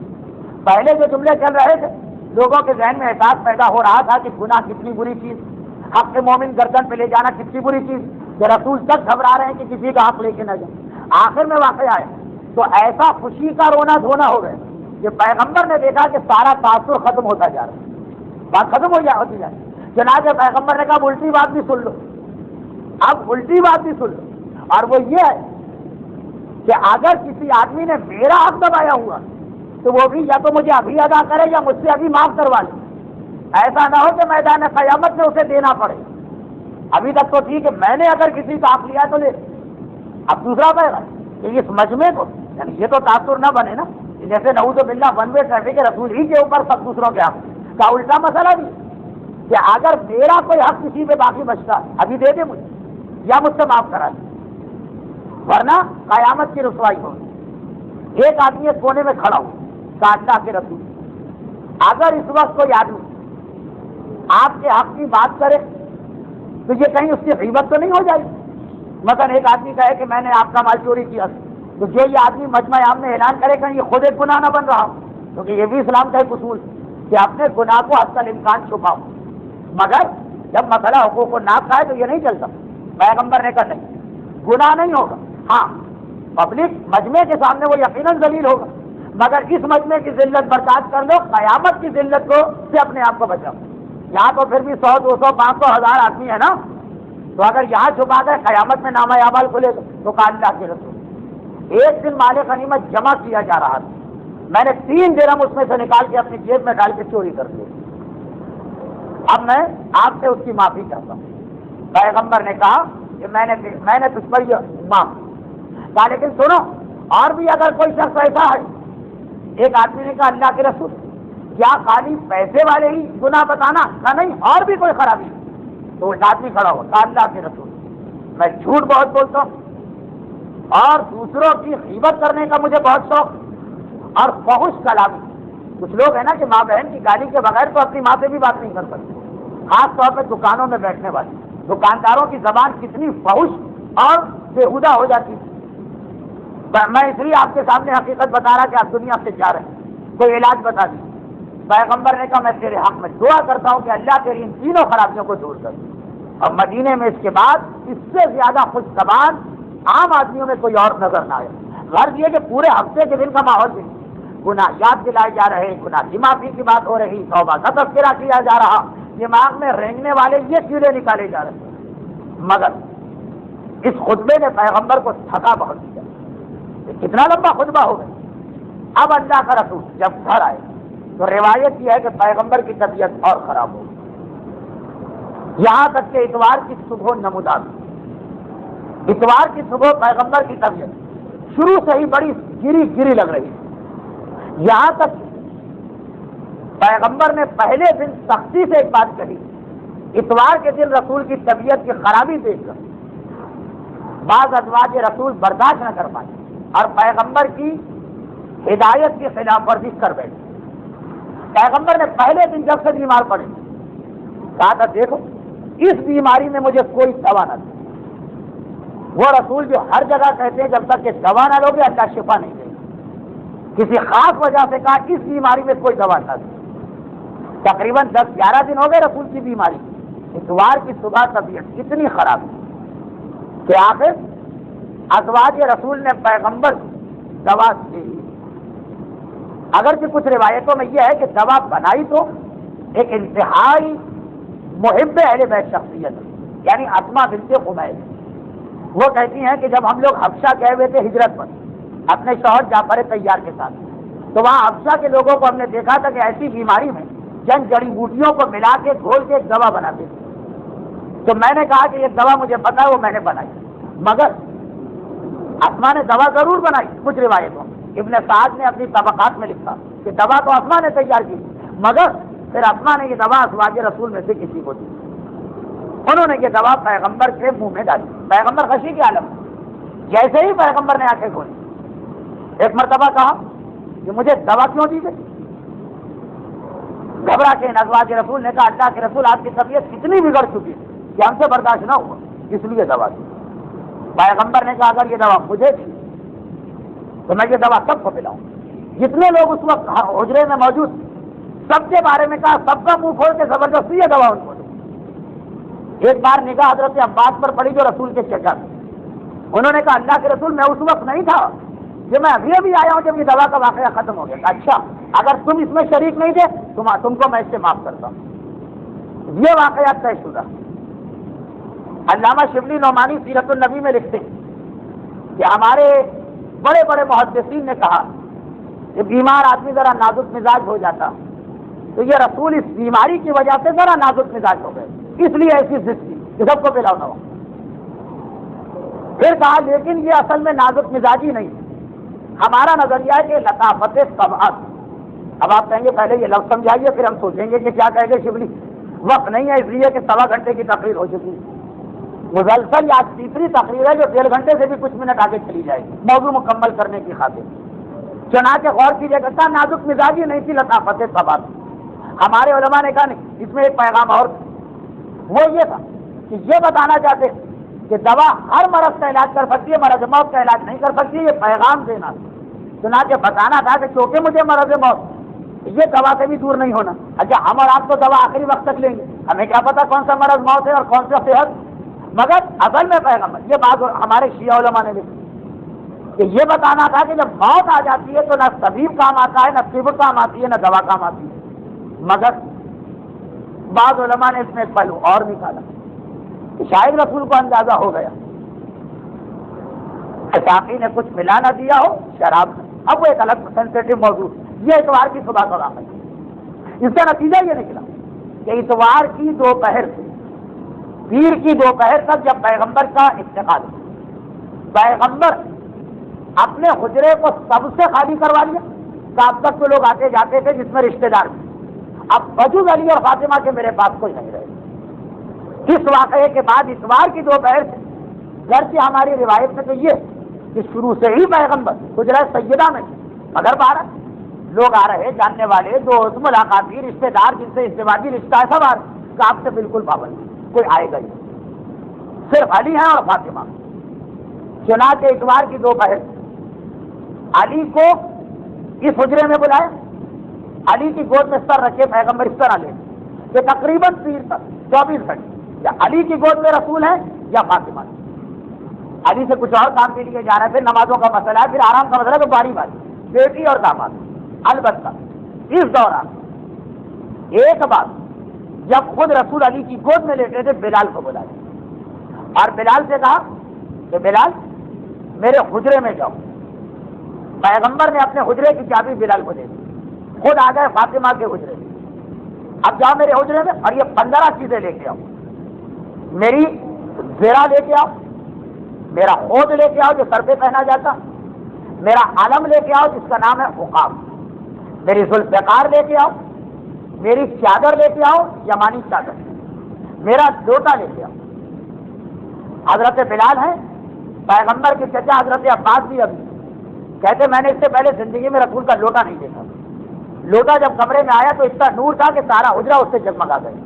خیر میرا لوٹا لے کے آؤ اور اس کے بعد میرے عصا لے کے آؤ، پیغمبر کے پاس ایک عصا تھا، ایک چھڑی، دونوں منگوائے، میرے دونوں امامے لے کے آؤ، پیغمبر باری باری 2 امامے پہنتے، میری 3 ٹوپیاں لے کے آؤ، پیغمبر کے پاس 3 ٹوپیاں تھیں، مدینے میں الگ ٹوپی پہنتے، عید و بقرعید پر الگ ٹوپی پہنتے اور سفر میں الگ ٹوپی پہنتے، دونوں امامے لاؤ، تینوں ٹوپیاں لاؤ، میرے وہ 2 پیرہن لے کر آؤ، 2 لباس، جن میں سے ایک شب معراج پہن کے رسول آسمانوں پہ گئے اور ایک جنگ احد میں پیغمبر نے پہنا جس دن پیغمبر زخمی ہوئے اور جہاد کا خون اس لباس کو لگا دیا، تو کہا کہ میرے 2 امامے لاؤ، میری 3 ٹوپیاں لاؤ، میرے 2 پیرہن لاؤ۔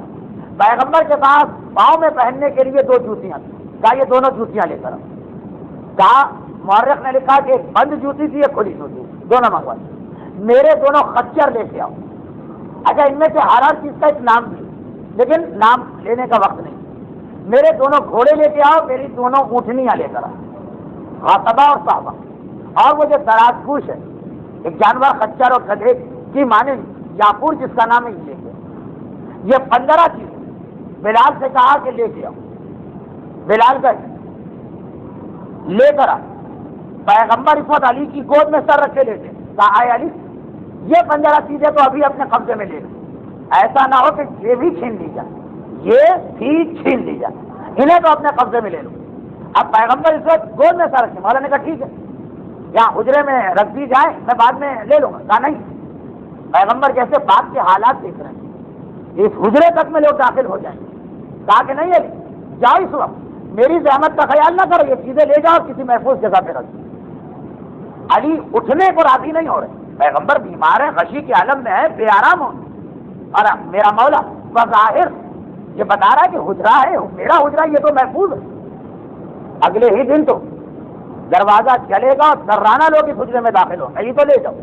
اس کے بعد جب میرا مولا باطل ناخواستہ مگر حکم رسول کی وجہ سے دل خواستہ، باطل خواستہ بھی ہیں باطل ناخواستہ بھی، یہ ساری چیزوں کا قبضہ لیا، انہیں محفوظ جگہ رکھے آئے اور جھکے تاکہ پھر پیغمبر کے سر کو اپنی گود سکے، تو پیغمبر نے کہا 16ویں چیز ابھی لو، اور اپنے ہاتھ سے انگوٹھی اتار کے علی کے ہاتھ میں یہ انگوٹھی پہنائی۔ پیر کے دن پیغمبر کا انتقال ہونا، اتوار کی سحر اور مغرب کے درمیان یہ ساری امانتیں ادھر سے ادھر دی جا رہی ہیں۔ میرے مولا انگوٹھی بھی پہنی، اب اس وقت اللہ کے رسول کہا کہ میرے اہل بیت کو اس گھر میں جمع کر اور میرے خاندان والوں کو۔ تھوڑی دیر پہلے تو صبح سے پابندی لگاتی تھی، یہ لوگ آ گئے، خاص لوگ، شہزادی تھی، عبداللہ ابن جعفر طیار تھے، عباس تھے، اور پیغمبر نے کہا کہ اے علی وہ تو نہ لکھا جا سکا جو میں لکھوانا چاہتا تھا، مگر ایک عہد نامہ جو اللہ نے مجھ سے شب معراج لیا تھا اور آج میں تجھ سے لیتا ہوں، اور اس میں مولا پر کئی پابندیاں رسول نے لگائی، لیکن وقت بھی نہیں ہے، موضوع بھی سنسیٹیو ہے، بس آخری مرحلوں پہ ہم آتے ہیں، کئی پابندیاں لگائی۔ اے علی تم پر یہ ظلم ہوگا، وعدہ کرو خاموش رہو، میری بیٹی پہ یہ ظلم ہوگا، وعدہ کرو تم خاموش رہو گے۔ اور پھر ایک ایک کر کے کئی چیزیں، پھر اس کے بعد عام چیزیں بتائیں، حج میں یہ تبدیلی کی جائے گی، وعدہ کرو خاموش رہو، فلاں حلال کو اس طرح حرام کیا جائے گا، وعدہ کرو، خاصا لمبا ایک وصیت نامہ، اور علی سے عہد لیا۔ بعد میں علی نے کئی دفعہ کہا کہ دل چاہتا ہے کہ آج کو مگر جو رسول عہد دے چکے، اور یہ پورا عہد بھی پڑھا جا سکتا ہے، لیکن انشاءاللہ زندگی اور توفیق کہیں تو آئندہ تھا۔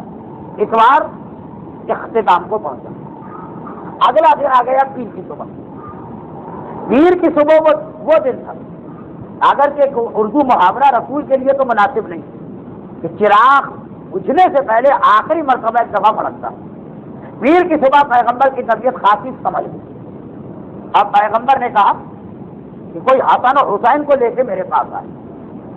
حسن اور حسین کو جب مسجد سے لایا گیا تو سارا مجمع آ گیا، مگر سب دروازے پہ رک گئے، اس لیے کہ پیغمبر نے کل سے منع کیا۔ حسنین نانا کے پاس پہنچے، حسین نے نانا کے منہ پہ مورت، حسن نانا کے پائیں۔ ایک مرتبہ اللہ کا رسول یہ منظر دیکھتا ہے، مولا کہتے میں آگے بڑھا۔ پیغمبر اتنے کمزور ہیں کہ پیغمبر کا بدن گود میں لینا پڑتا، اور یہاں دونوں بچے، اور اب تو عمریں بھی 6 اور 7 سال، پیغمبر پہ آ کے لیٹ گئے۔ میں آگے بڑھا تاکہ ان کو ہٹاؤں، پیغمبر کو اذیت اور بے آرامی ہوگی۔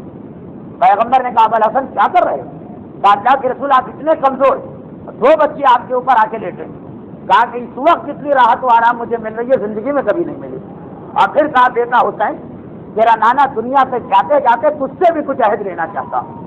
حسین اور حسن کا رونا شروع ہوا۔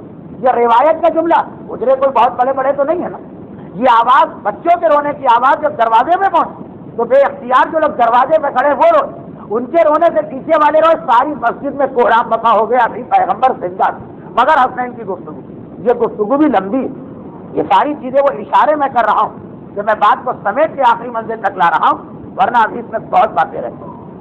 اور اسی گفتگو کے بعد حسن اور حسین کو ایک بار پیغمبر نے اپنی آغوش سے اترنے کا حکم دے دیا۔ کیوں؟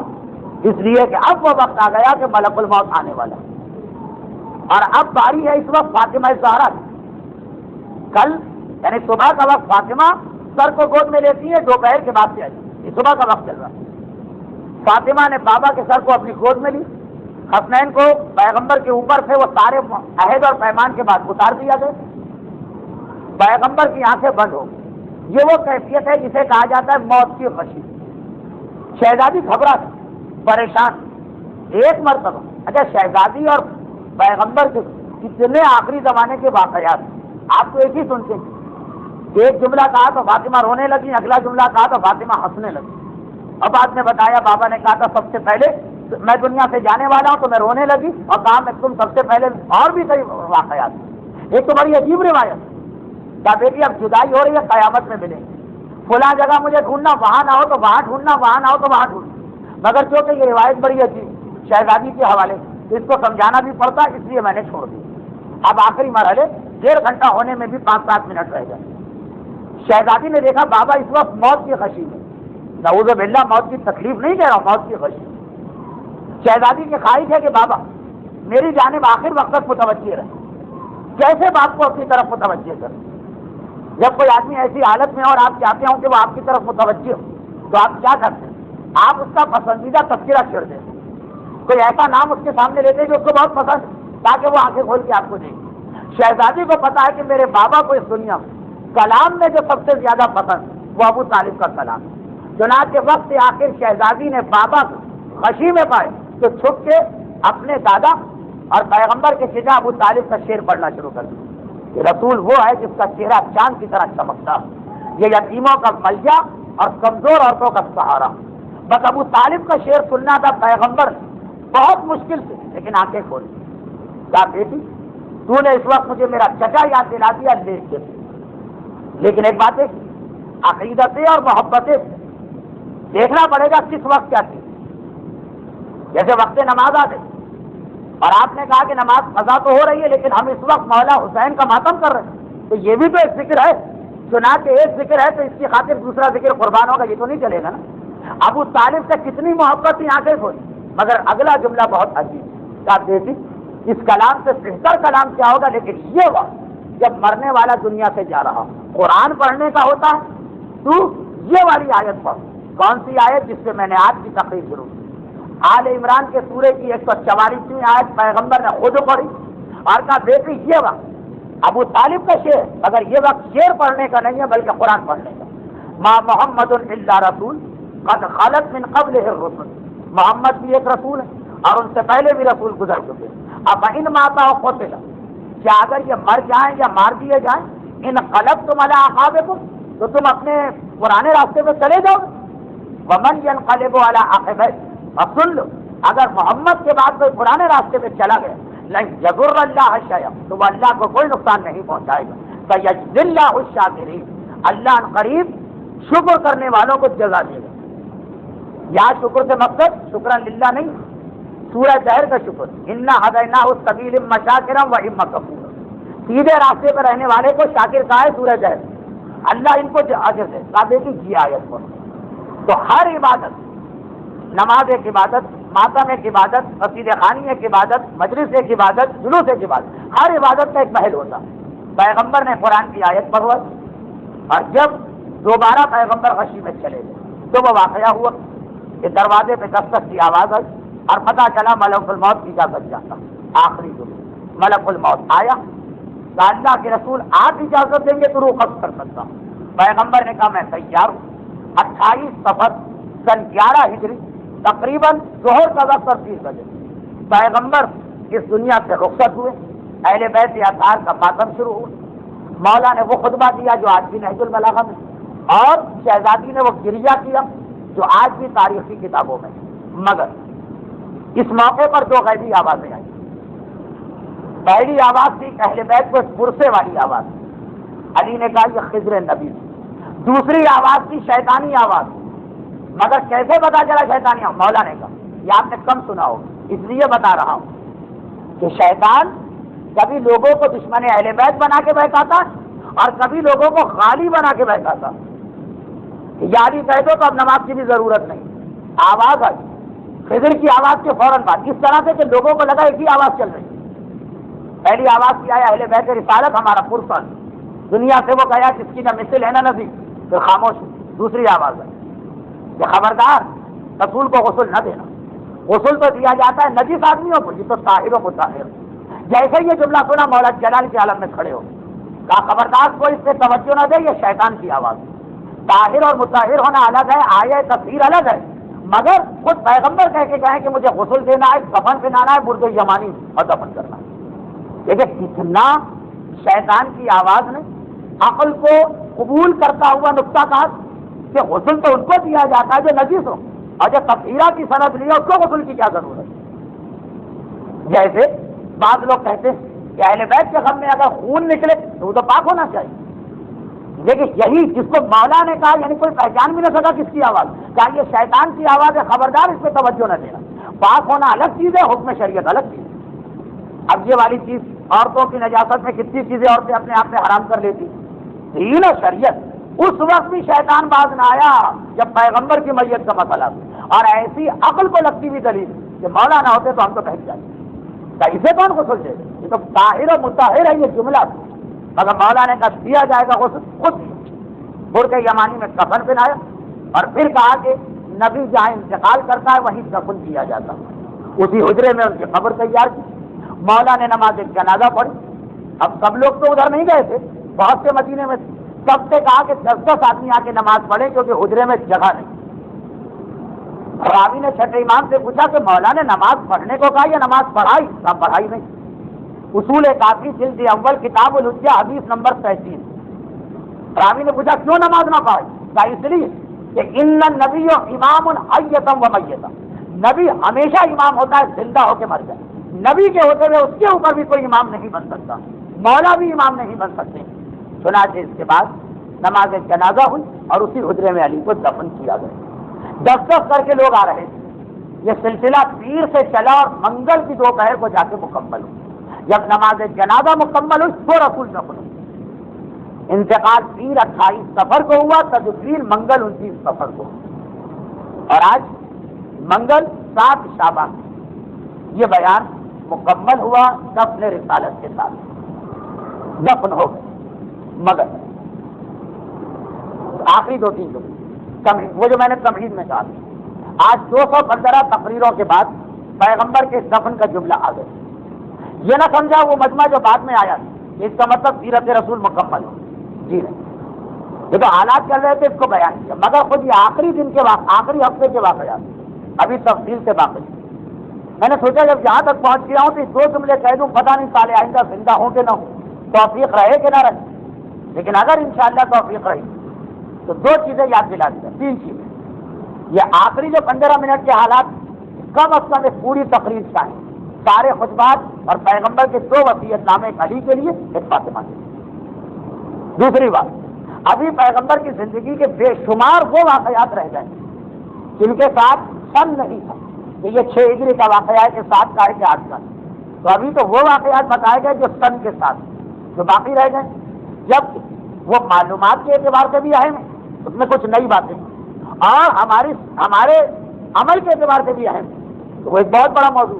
اور تیسری بات، پیغمبر کی سیرت دفن پہ ختم نہیں ہوئی، یہاں سے لے کے آج تک انتقال کے بعد بھی پیغمبر کے اتنے واقعات کہ 600 صفحے کی کتاب اردو میں لکھ دی گئی، اور ہمارے عقیدے سے تو امام زمانہ کے آنے کے بعد بھی پیغمبر کے کچھ واقعات، تو دفن بھی دراصل اس ترتیب سے بھی آخری واقعہ نہیں، دفن کے بعد کچھ واقعات پیغمبر کی قبر کے حوالے سے، کچھ واقعات پیغمبر کی رجعت کے حوالے سے، ایک یہ بھی سلسلہ باقی، نیز دفن کے آخری ہفتے کے واقعات، اور نیز پیغمبر کی 63 سالہ زندگی کے متفرق واقعات۔ لیکن فی الحال 215ویں تقریر پر سرسری صحیح 29 صفر تک 11 ہجری کا واقعہ مکمل ہو گیا کہ اللہ کا رسول اپنے حجرے میں منگل کی دوپہر کے بعد اس وقت دفن کر دیا گیا جس وقت 10 آدمیوں کی فرادہ نماز جنازہ مکمل ہو، حجرے میں جگہ بھی نہ تھی، اور 10 سے زیادہ آدمی اگر نماز جنازہ پڑھتے تو بعد والوں کی نماز جنازہ باطل ہو جاتی۔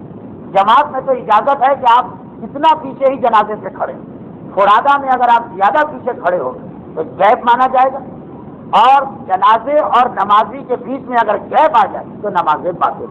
یہ بات میں نے جلدی 2 جملے کہے، یہ سارے وہ اعتراض ہیں جو پیغمبر کی نماز جنازہ کے حوالے سے کتابوں میں آتے ہیں۔ اب گرچہ اس کے بعد کے حالات مجھے نہیں بتانا، مگر پھر بھی ایک جملہ بتا رہا ہوں، کیوں؟ تاکہ یہ یاد رہے کہ ہمارے عقیدے کے اعتبار سے ابھی پیغمبر کی زندگی کچھ کا ایک بڑا حصہ باقی، دوسرے اس لیے کہ شعبان کے مہینے کی وہ تاریخیں آ گئی جو اس امام سے منسوب ہے جس کے زمانے میں رسول آنے والے ہیں۔ تو اگرچہ تفصیلی تقریر تو انشاءاللہ آئندہ منگل شب 15 شعبان یہیں کارگر میں کہیں کروں گا، جو خاص زمانے کے امام کے بارے میں ہوگی، شب ولادت، شب نیمہ شعبان، مگر مہینہ شروع ہو چکا ہے، بلکہ مہینے کا دوسرا ہفتہ، ذرا وہ ربط رہے۔ اور تیسرا، بہرحال آپ کو یہ اندازہ ہو کہ اللہ کا رسول ان سارے مصائب کے باوجود سب سے زیادہ توجہ کن مصائب میں دے گا؟ روایت یہ، اگر یہ بھی عرض کر دوں کہ فاطمہ زہرا سے جو وصیت رسول نے کی، جس سے ایک جملہ میں نے پڑھا نا کہ قیامت میں جب میں وہاں ملوں گا ورنہ وہاں ملوں گا ورنہ وہاں ملوں گا، ایک جملہ اس کا وضاحت بھی کرنا پڑے گی، تو ساری باتیں سن کے 5 جگہ بتائی رسول کہ وہاں نہ پاؤ تو وہاں پا لیں، دیکھ لینا، کیا بابا آپ کو مل جائے گی، مجھے میری ماں کہاں ملے گی؟ یہ بھی ایک سوال کیا تھا فاطمہ نے، اس میں وہ انشاءاللہ سال آئے گا۔ اگر کسی کو جلدی ہے تو حیات القلوب جلد 2 میں پڑھ، اس میں یہ پوری روایت ہے، ساری کی ساری روایتیں، مگر جتنی محبت فاطمہ کو باپ سے یقیناً اتنی نہ صحیح تو پھر بھی اس کے بعد سب سے زیادہ محبت ماں سے، ماں اور بیٹے ویسے تو قیامت میں ملنے والے مگر ایک دن اسی دنیا میں ملنے والے۔ کب ملنے والے؟ جب اللہ کا رسول دوبارہ اس دنیا میں آئے گا۔ کیوں آئے گا؟ اس لیے کہ رجب کے زمانے میں رسول کو آ کر اپنے 13 اولادوں سے یہ پوچھنا ہے کہ بتاؤ میری امت نے تم پہ کیا کیا ظلم۔ جس وقت اللہ کا رسول دوبارہ اس دنیا میں آئے گا، امام زمانہ کی حکومت ہوگی، پیغمبر کی عدالت لگے گی، کربلا کا میدان ہوگا، 13 معصومین کو آنا۔ روایت یہ کہ سب سے پہلے کس کو بلایا جائے گا؟ سب سے پہلے رسول بے چین ہو کر کہیں گے میری بیٹی فاطمہ صاحب، جو نہ اس دنیا سب سے پہلے اگر سب سے آخر میں اگر فاطمہ رسول سے جدا ہوں تو موت کے بعد بھی اور رجب کے زمانے میں عدالت رسول میں سب سے پہلے فاطمہ الزہرا تھی، پیغمبر کی خدمت میں پہنچتی۔